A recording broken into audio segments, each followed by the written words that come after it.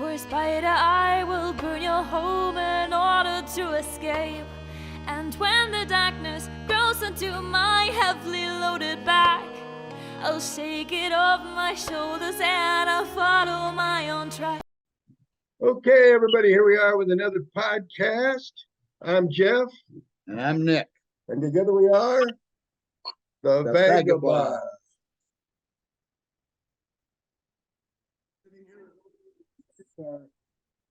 Favorite beverage, the best rye whiskey available anywhere in the world, Toxic Masculinity. Also makes a fine bourbon. You can go to www.toxicmasculinitywhiskey.com, order it online. We'll ship it right to your home. You should try it by all means. It's fantastic. But not at 9 o'clock in the morning. I don't know what time it is. That's true. Okay, go ahead. Give us some introductions. Speaks a number of languages fluently and is conversant in a bunch more. And I've known him for over 30 years. He's been my mentor, my friend, my associate, my co-conspirator for all those years, and it's been a great trip.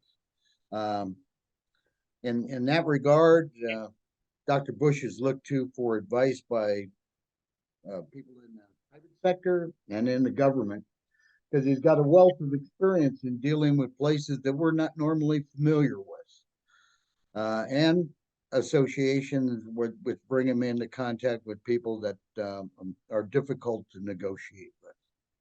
So in that regard, I'd like to turn it over to Dr. Busch. Maybe he can give a little bit of insight into his background. Don't leave out the hockey scope. Yeah, well, it's hard to start with. I've been as vagabondy as you have over the years. I started off when I was decided to become a major at the university in theoretical physics, and that lasted about an hour and a half. I said, I'm not going to sit for 4 years with a slide rule going back and forth. That's nuts. So I decided to become an English major with folk music as my background. It was wonderful. And when I graduated, I decided I wanted to do something international. So there were a few schools around that taught international relations, but I found two, one in France and one in London, which was very good. So I thought, well, why not? So I came over to London, and I was working here in London at the LSE, working on my master's and PhD in international relations. Had a good time working in the holidays. I worked in Germany in the health insurance business, which was wonderful. Because I was translating into German for them, I would get all these people coming in with their medical problems. But these are medical. One guy wanted to claim $2,000 for a trip to Lourdes, where he was cured. Another one, he sent us a bill from Italy for dentist work. I looked at it, and he charged double. So I said, excuse me, why are you charging double? He says, because it was my brother who did it. And therefore, he asked what he would have charged if I wasn't his brother. So he got a bit of a feel for the strangeness of Europe. People have a funny thing. I was doing a television documentary for Canadian television, 1972, and we were filming the New Europe. So what we decided to do is we were going to take the city of Karlsruhe in Germany, and we would film an old German who'd worked there all his life, and the new European, which was a Dutch engineer running ICI, and the third was a Turkish worker coming from Turkey who's actually doing it. And it was a really amazing thing to me. I learned all sorts of things. First of all, if you want to know what's going on in a society, the people you ask are the librarians. Librarians keep a really good track of everybody. And so we did that. And then we went to Turkey to film. And it was funny because we were trekking up in Anatolia. There weren't any roads where we were going. And we went to this cabin. They gave us a sleep in during the night. And it was very nice because all around the cabin, they were walking around every night, patrolling. So when we finished filming, we went to the head man and said, "Thank you very much for taking such good care of us. We have people patrolling around our house every day." He says, "Are you crazy? We're not protecting you. We're protecting our women." And so, but it was really strange because we filmed this Dutch Turkish guy coming back to Germany, and we went to where they did their physicals, and they had them standing naked, going through a physical exam, and writing the results on their chest in pen. I said, "Jesus, this is like the Second World War." I said, "So how can you do that?" He said, "Who can pronounce their names?" So,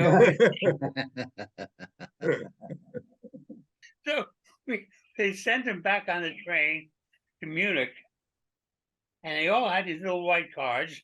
And I got off the train, they held them up, and everybody came to match the names of the people with the numbers they had. Now, in the 1960s and 70s, in Europe, there was a whole different culture. It was called the railroad culture. All the people would gather in the evenings at the railroad stations, and it'd be full of foreigners doing all sorts of crazy stuff. I was there one day, and I saw there's this train coming in from Italy. All the Italian workers are coming in. They hired good Italian translators to translate for these people who were coming in. But the translators didn't know what the hell they were talking about. They were speaking Sicilian, Calabrese, etc. So they hired us, Americans. We were all the second and third generation Americans there, working on the train station, translating from Sicilian into German for them, because the translators couldn't do it. And it was funny because there were about 8 of us around there, and we would go from, and so wherever you went in the railroad station in Europe, there would always be these foreigners coming in. It was, anyway, I get ahead of myself. But I spent a lot of time there, but I specialty in Africa. So I went and I spent a lot of time doing stuff in Africa. My first real visit to Africa was unusual. There was a war going on in Nigeria, the Biafran War. And that was done mainly by the French and the Catholic Church. It was Caritas. It was Monsignor Bayer, who was the head of Caritas. Used to work for Galen's organization. Went down and set up papal intelligence down there. But the arms for the central government came from Russia, and there was Egyptian pilots. But the arms for the Biafrans were coming in through Fernando Po. The plane would leave out of Portugal, fly down to Fernando Po. You get on a late night flight from Fernando Po to Uli Airport in Biafra, and there's no lights or anything. They had barrels. They would light the barrels as you're coming in, so you could land, get the stuff off, and fly back. There was a bunch of Rhodesians who were flying. Air Trans-Africa, Alistair Wicks, Jock Wharton was an American pilot. And so they had people going back. They were very lucky because neither the Egyptians nor the Russians who were flying the planes for the federal government were scared to death of man pads. So they flew at such a height, they couldn't tell what the hell they were bombing. And usually it was just sort of desert. It was an introduction to Africa. I got to know a lot of the mercenaries. But when I was a student in London, I joined the Zambezi Club. Now, the Zambezi Club was all Rhodesians and South Africans. And it's where they hired most of the mercenaries for the Congo. So I got to know these guys. It was they're nuts. Every Friday night, we'd have a party in the club, and they put on their Zulu outfits with the tires for shoes, and they do the Zulu war dance until they pass out. But it was anyway. These are the guys who were the mercenaries, and wherever I went in Africa, I saw them. I met them. I got to know them really well. So I was in 6 African wars, a couple in the Congo, Ivory Coast, in the Guinea, wherever there was a war, we would go. I mean, I was a tourist. I'm not a soldier, but no one in his right mind would even think of me as a soldier. But I used to go there because we would help them, advise them what they should do. Later on, we owned an air company, and we would fly all the goods in for the. We fly mostly for the Zimbabwe Air Force. During the war in the Congo, we were the planes who flew for the Zimbabwe Air Force. We would take ammunition and people in, and the bodies back on the planes. I shared an office with a guy called Victor Boot. We had an office together in Centurion in South Africa, and he would fly for the bad guys. I would fly for the good guys, but occasionally he would help me out. I would help him out. I mean, it's business. That's a distinction that's not always that easy to make. We're an equal opportunity flyer. Well, you had to understand, it's not just flying. People think of flying like getting on a plane and just going in. We were using Illusion 76s and Antonov 12s. And the planes sometimes were well conducted, not. We had an Illusion with a GPS system scotch taped to the ceiling because there was no other place to put it.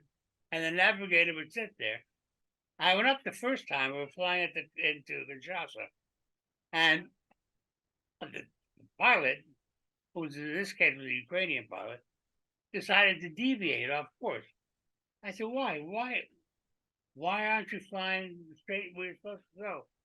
He says, well, there's clouds. I said, of course there's clouds. At 39,000 feet, where are you going to hit? Herons?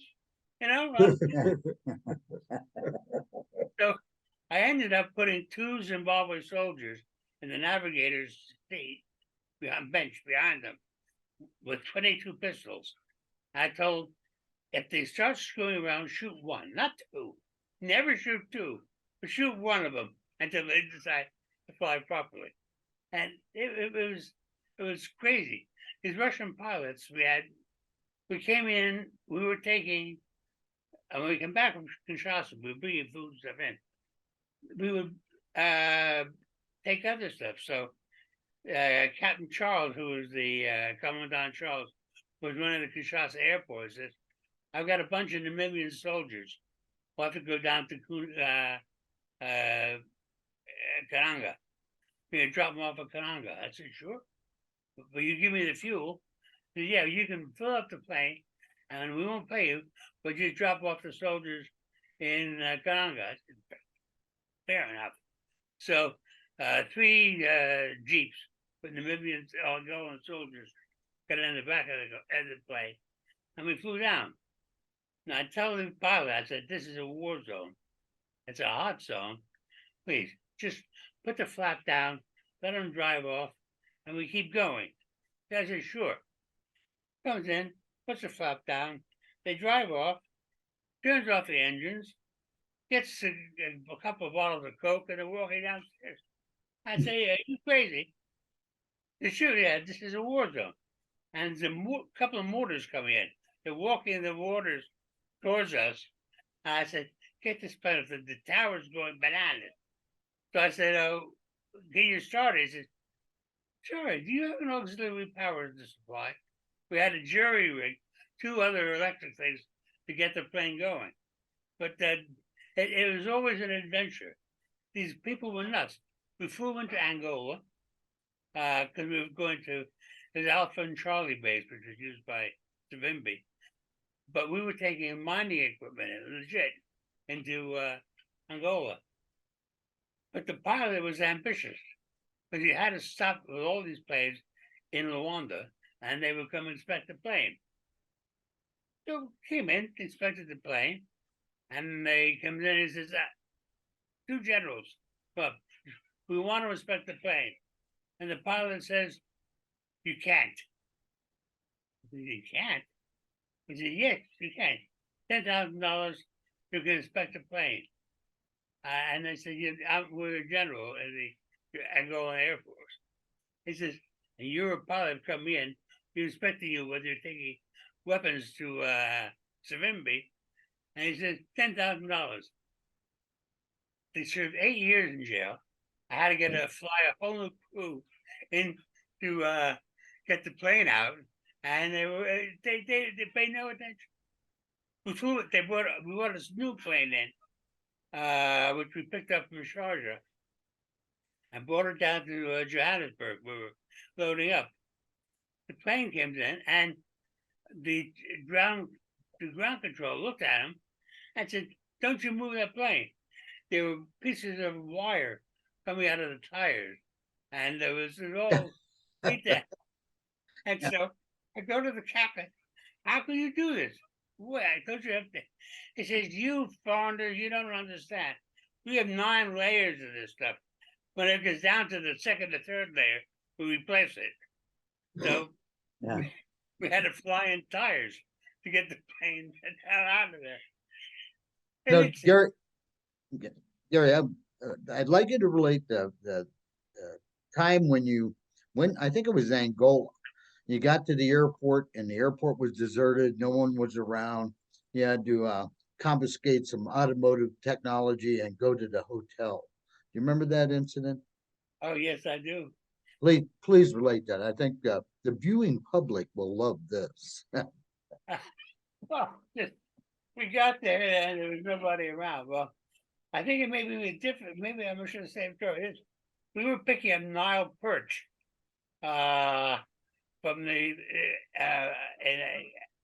not far from Entebbe in the north, and this was every communicable disease known to man was available in the 3 bars that was attached to this. And I've never, if there was an African Hogarth, he could have painted it all. But we snatched the car. We had to get into town, and it gave us a bit of a problem because we had no permits to go. So we paid a bit, and we got to the hotel, and they said it's closed. So we drove into the lobby. We took the Jeep and we drove into the lobby. And we said, we'll stay here in our car if there's no room. So they made room for us. The trick is you have to be sensible and know what you want. And it's not unreasonable. You do it. But you see it sounds interesting, but I've some of the most terrible visions I've ever had. We were in the war in Sierra Leone, and they were cutting off people's arms and legs, and it was terrible. We had an office down in Lightfoot, Boston, and I was there, and there was a woman begging. She had no arms, and so I said to her, "Are you okay?" I mean, I got her some food, and I got her some stuff. I said, "What happened?" She said, "Well, they came into my village, and they started cutting off people's arms. And so he came to me and they cut off my left arm. And I said, please, don't cut off my other arm. I have a baby. I have to take care of the baby. If you cut my arm off, I can't do it." He says, "No, Dave X," takes the baby, smashes his head against the tree, and then cuts off my arm.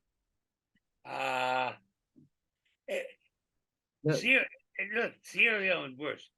You see these stories about the diamond mines and everything else. They don't tell you the whole story. The problem is people, yes, are captured. They're working in terrible bits of the mine.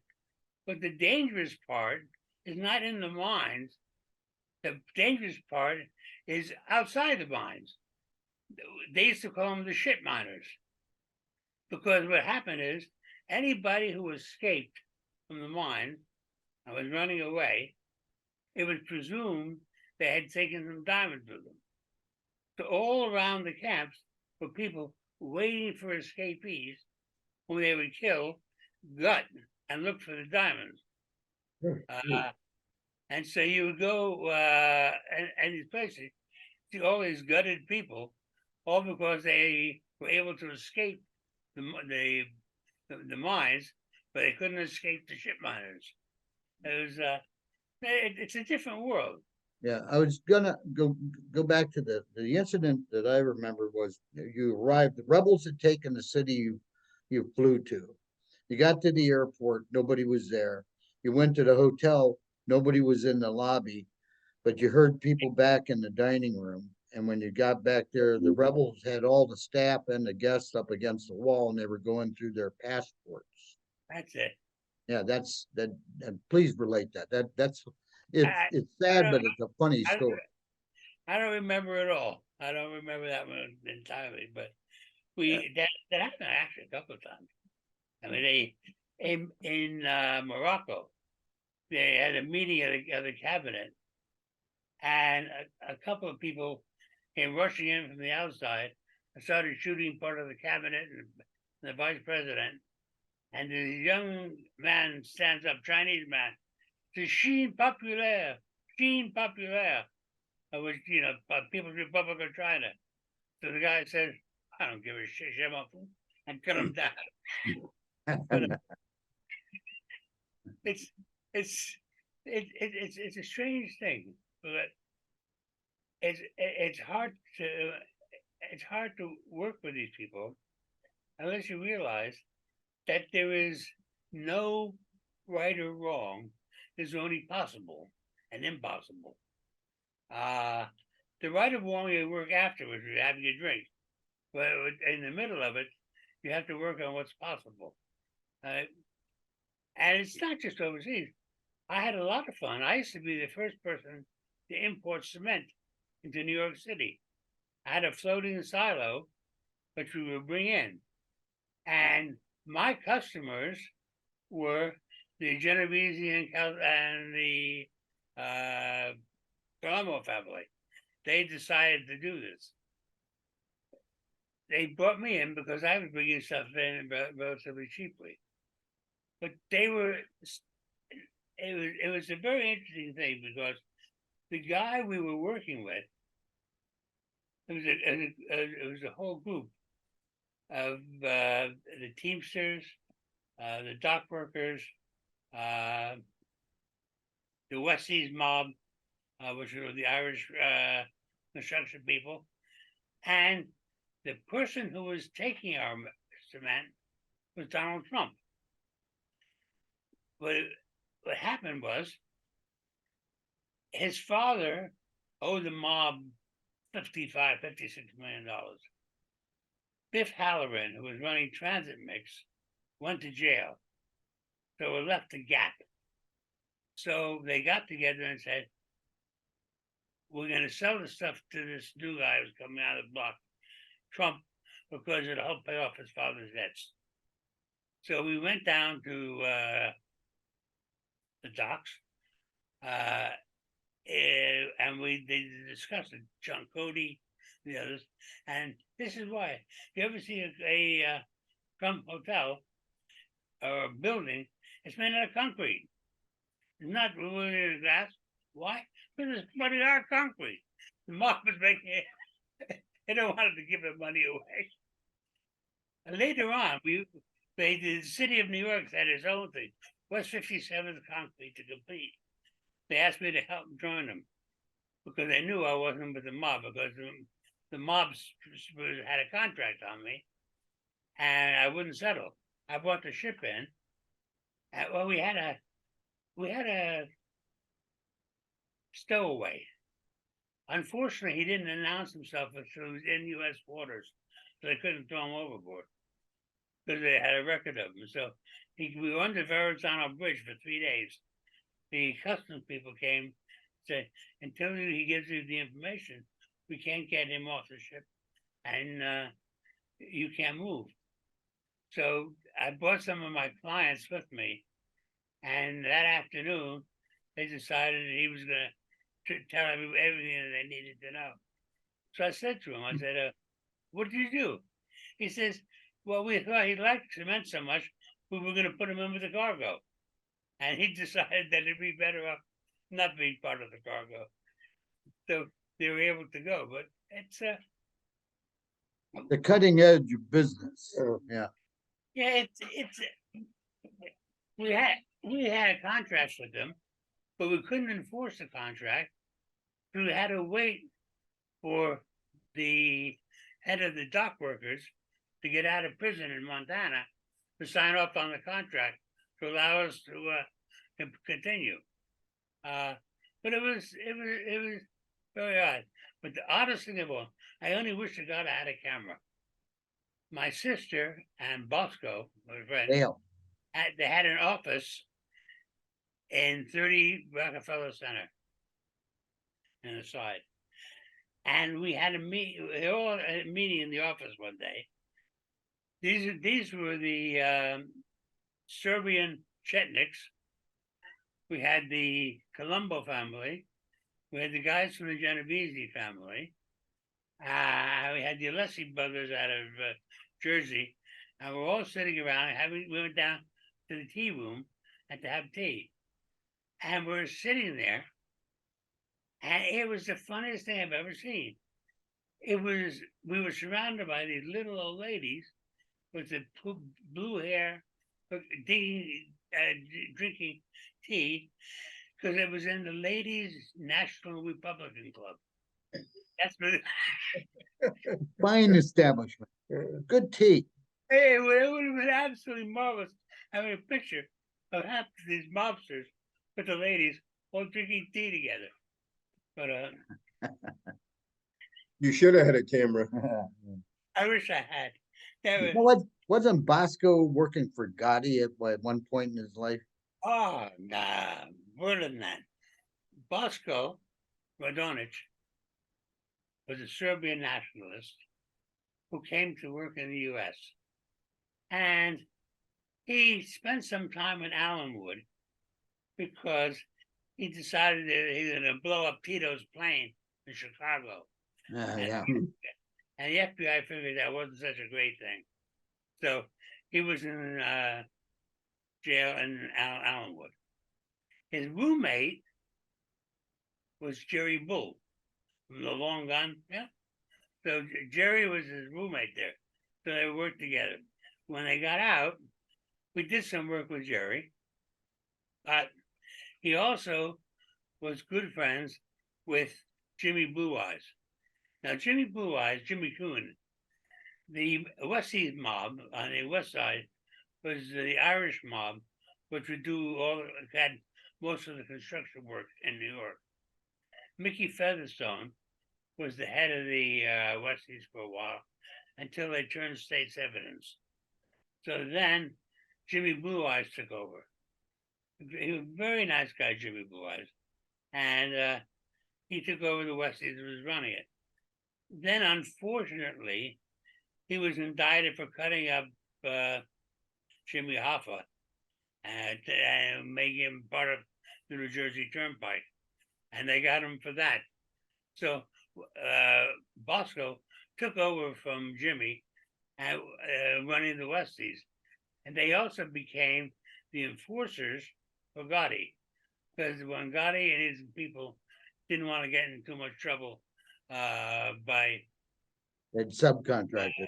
By terminating people's ambitions early, they took it over from him.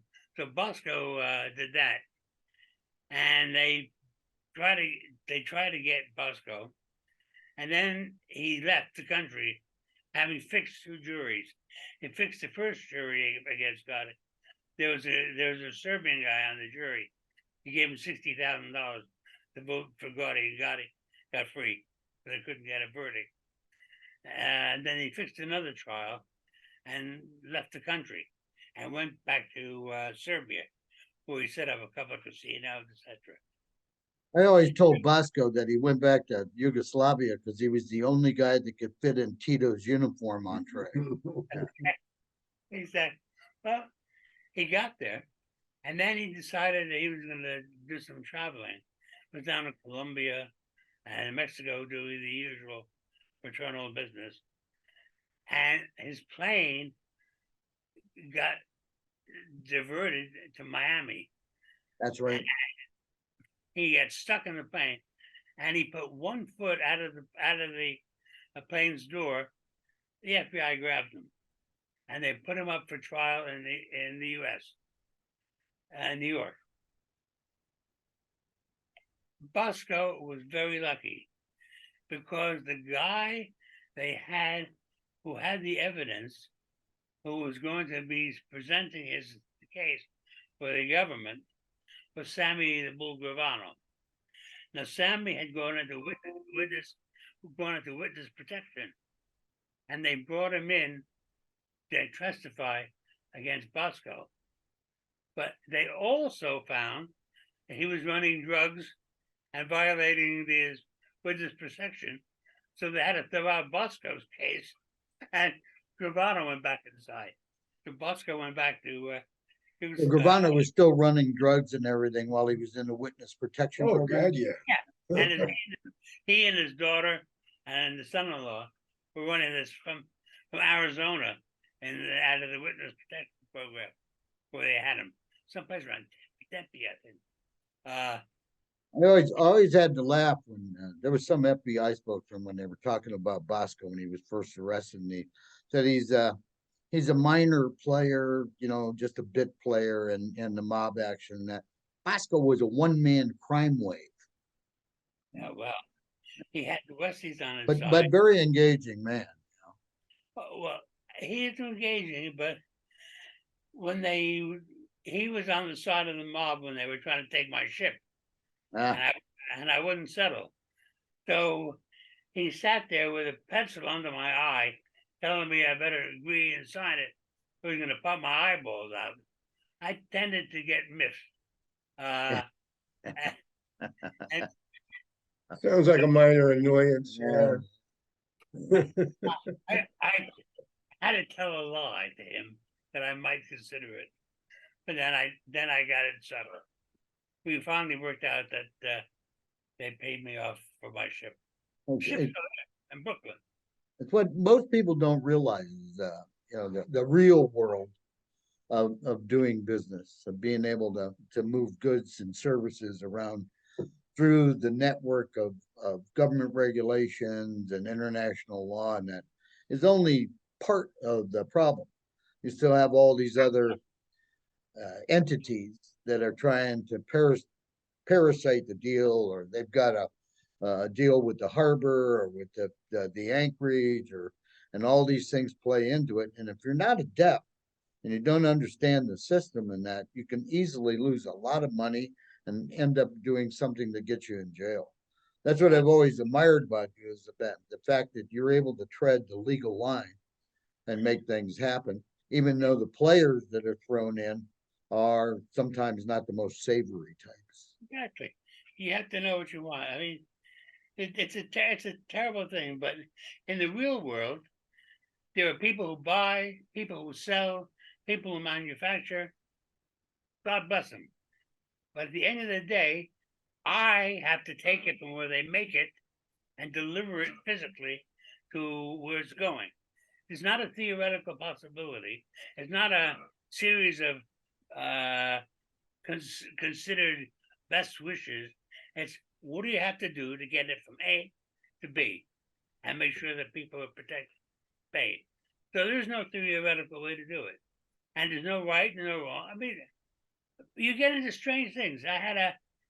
We were selling some oil out of Nigeria. And this man said, okay, we set up a performance bond, which you have to do as part of the letter of credit. And instead of waiting, he took the performance bond on the second day at Republic National Bank of Texas. And so I said to my partner, I said, look, what are we going to do? He said, Gary, don't worry. 2 days, they'll have the money back in your account. I said, really? Yeah. So 2 days later, the money's back in my account. I said, how'd you do that? He said, we snatched his kids. We what? Snatched his kids. He says, and he changed his mind. I mean, it doesn't always work. We do the same thing with the contract with Iran. And we were taking Iran from Iran to Finland. We were doing the Norilsk, the first private oil company. I was an advisor. And the guy who was our middleman, who was working with the mullahs, said, you know the difference between Iran before under the Shah and under the mullahs? 39 cents a ton. They had to pay the mullahs more than you had to pay the Shah. Anyway, Goodness. Goodness. the guy, our agent came to us and said, Gary, please, can you do me a favor? I said, why? He says, when the commission has to be paid, please pay it on time. I said, sure, I intend to. Why do you say that? He says, they've taken my wife and children sausages until you pay me. He says, they can keep my wife, but I'd like my kids back.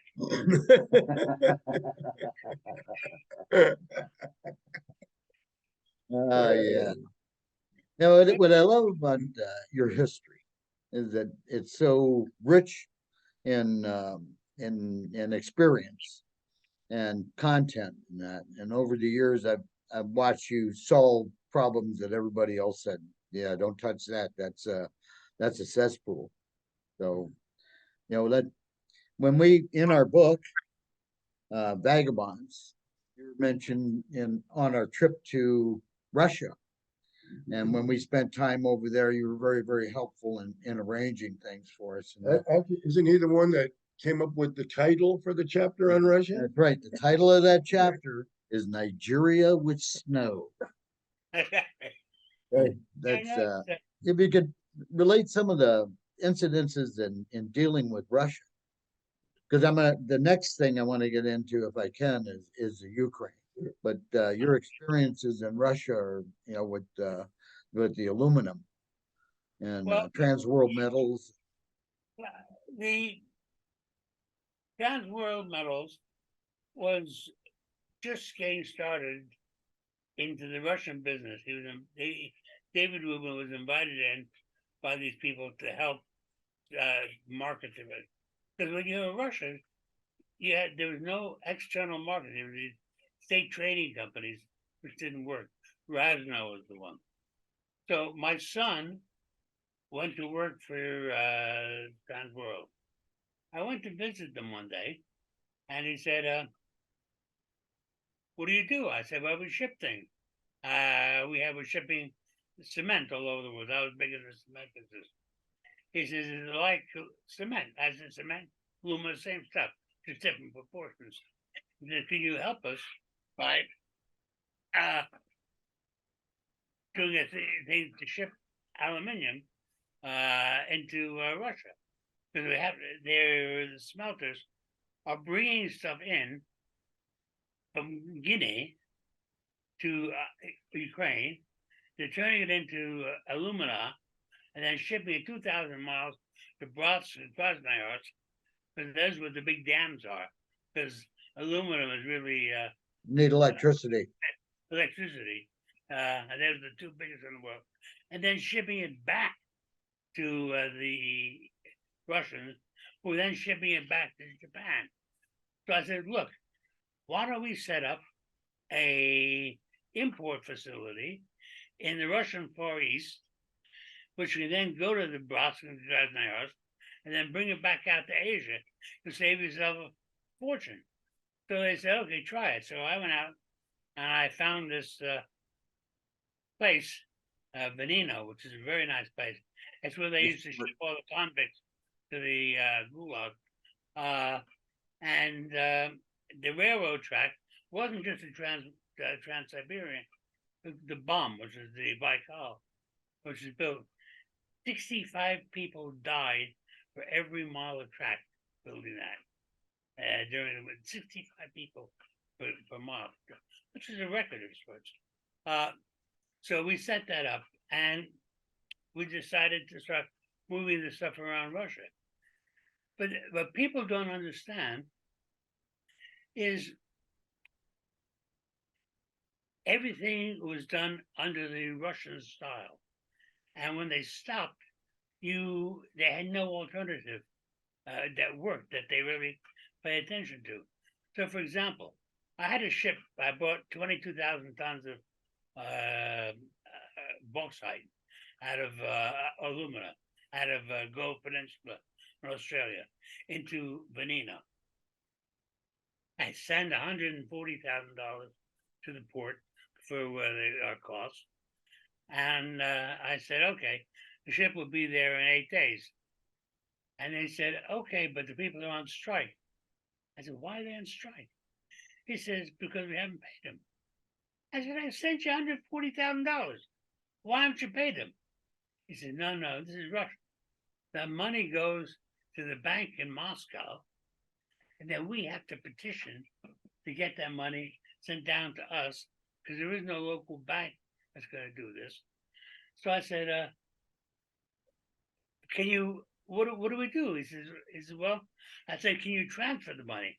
He said, oh, yeah, I can transfer it, but I just can't cash. I said, okay, don't worry. I will transfer I will tell you whom to transfer it to. I took a plane back up to Khabarovsk, and I went to the head guy there who was the mafia guy for the region. And I said to him, I want to buy rubles. He said, we worked out a rate for rubles to dollars. I transferred the money to him, and he gave me 3 big black bags of rubles. I took those down to the port. I set up a desk, and I bloody paid everybody because the system didn't work. There's no way to do it. And if it wasn't for the mafia in Russia, the whole country would have died. They were the only people who had liquidity. Yeah. And sometimes when we were buying stuff from Transworld, we would arrange a price, and we would pay Philip Morris. They would send cigarettes to the mafia in Russia, and that would generate the ruble we needed to do our business.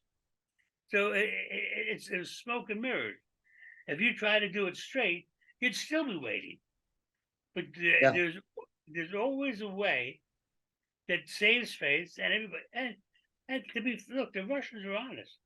I ship 800,000 tons a year of alumina, 2.5 million tons aluminium out of the country. They never stole one piece of aluminium from us. Yeah. It was stolen before I got it, but they didn't steal what belonged to us. They honored it. But the trick is, in a country like Russia, you had to pay first. Because if you paid them and waited to pay them 30 days, they couldn't do it. There was nobody who was going to pay for the railroad.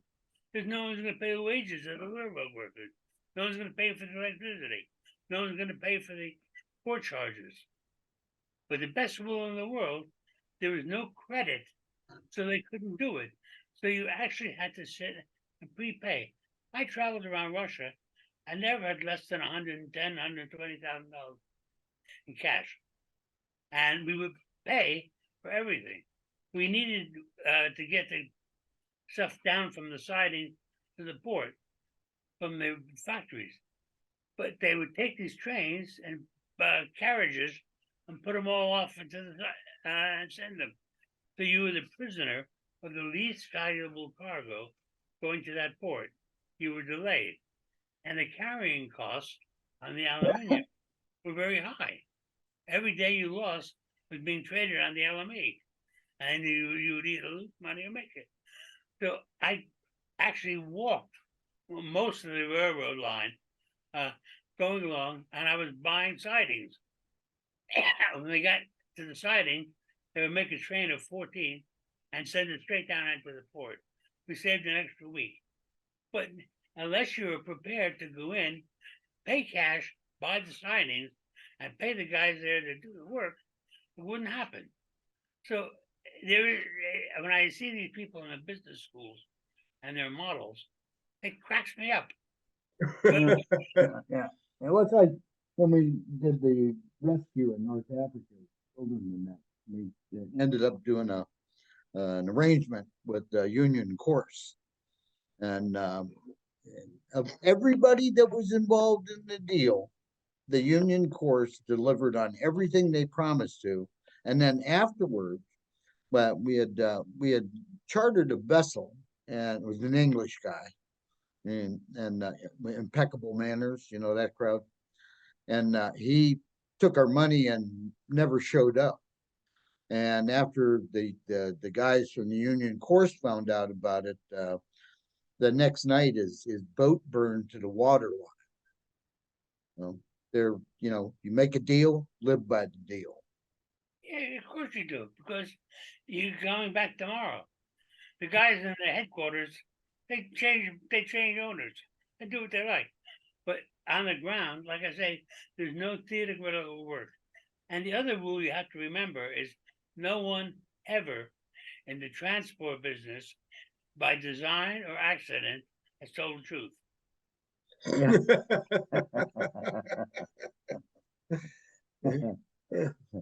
No matter what they say, you have to make sure that you have someone there to assist them in maintaining their levels of credibility, because they cheat, and they cheat for good reason, because the people who are supervising them are stealing from them.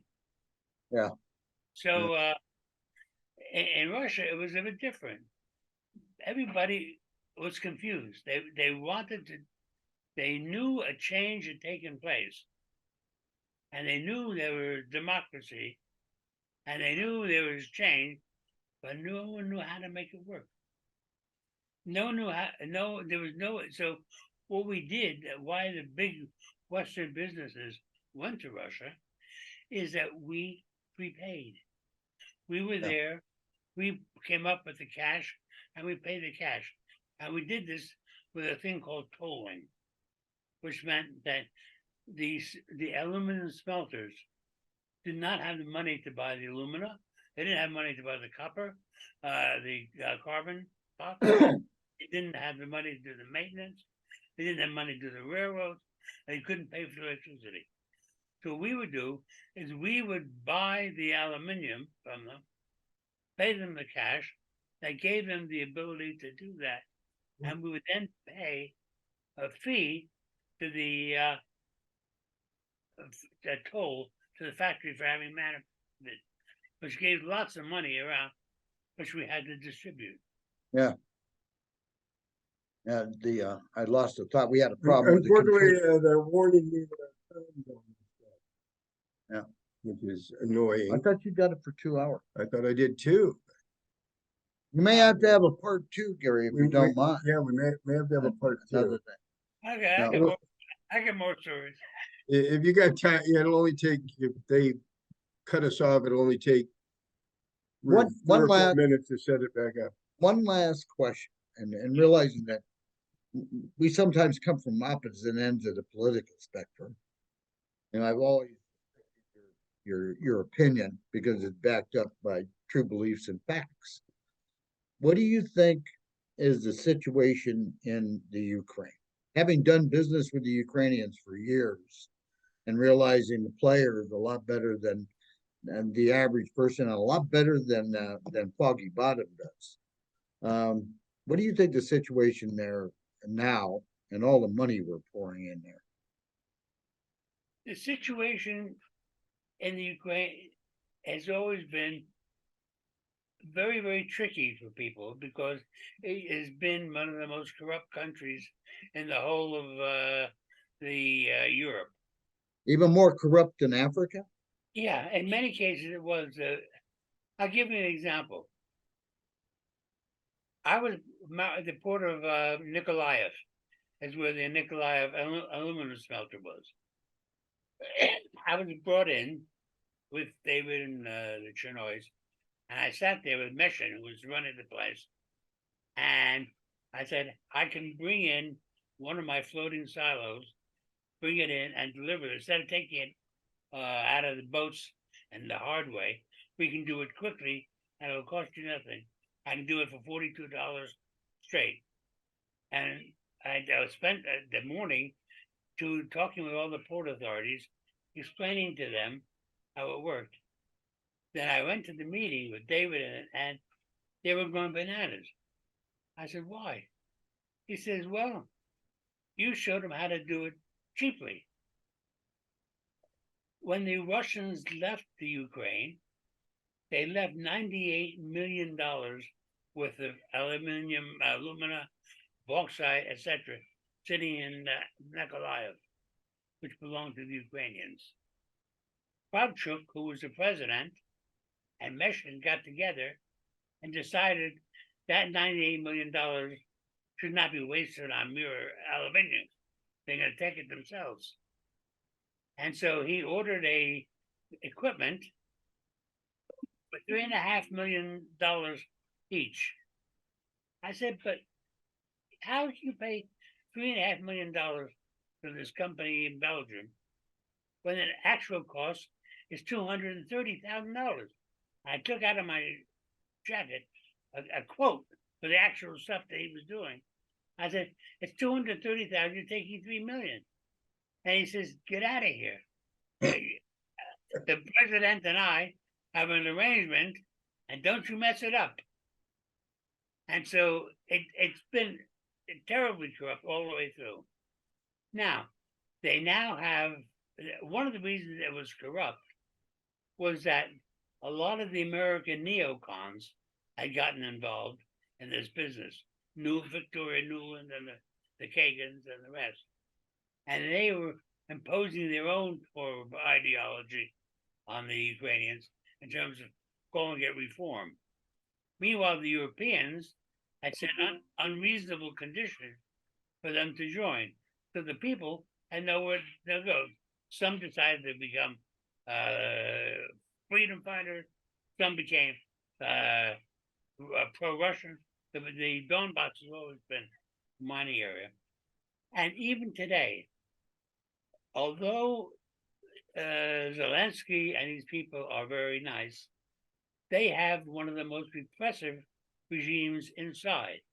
They've abandoned the labor laws. They suspended a whole range of social welfare programs. They've taken over a lot of. So we're not fighting for some theoretical democracy. We're fighting because it's an ideological position, and it's always good for America to have surrogate armies. Surrogate armies is what the Americans specialize in Africa. Yeah. And they have it in Africa, they have it in Asia, but mainly the surrogate armies are available to do to sell American equipment, and secondly, make sure that the enemies are discombobulated so you can have a role. So it's never straightforward with the Ukraine, because although everybody admires the gallant Ukrainians doing battle, the Rada, the National Assembly, is a right-wing, anti-democratic organization who keeps passing laws, and Zelensky, unfortunately, keeps signing them. It's a muddled mess that I think everybody would agree we should not have stuck our paddle in that pond. They'd have been better off going with the Poles. At least the Poles have some semblance of ethics. So Yeah, well, it'll cost us in the end. We're going to have to cut this one short, Dr. Busch. Thank you for your time. We'll try and set up a part 2. Oh, definitely. So Definitely, we need. we might make 2. this into a series. Who knows? We're I hope I Yeah, didn't we're- wrap it on too much. and for our viewers, we want everybody to know this is our first international attempt at doing a podcast. So hopefully we have a good excuse for all of the technical problems that are almost certainly arise. And I want you to know that this particular interview is with somebody that has multiple college degrees, Yeah. unlike our Yeah. other guy. Yeah. Yes. So anyway, yeah, this was great, so fascinating. I mean, I could sit and listen all day, but unfortunately Zoom won't allow us. But we will definitely have you back on. If you'll be so Within the kind, I'd next- like to make more than one of these. for you. Yeah, sometime in the next 90 days, for sure. A great pleasure. I always enjoy getting a chance to talk about it because there's no one I ever get a chance to talk to about it. Because most people look at me like I'm kind of freak. Yeah, we know that feeling. Yeah. Yeah. So thank you, Dr. Bush. Thank you very Been much. a pleasure. Been very entertaining and educational. Yeah. Thank you all. We'll talk to you soon. Thank you. Cheers. Talk to you soon. Bye. Bye-bye. Run, run, run for the dragon from the treason. Far enough till I reach your warm season. Run, run.